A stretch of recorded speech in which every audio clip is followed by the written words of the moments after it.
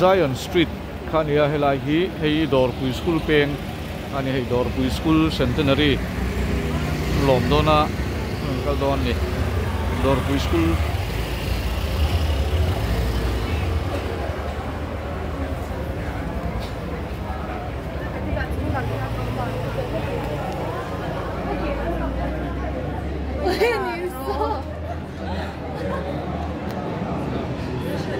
hei photo booth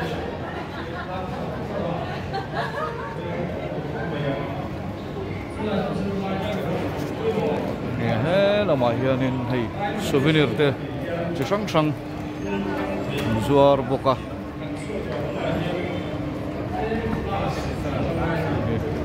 mana group chơi này đâu cái gì dân group mà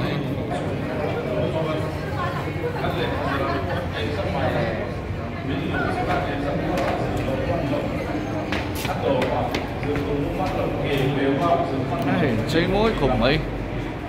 price management ako pa din ka wala zalai ka ti so na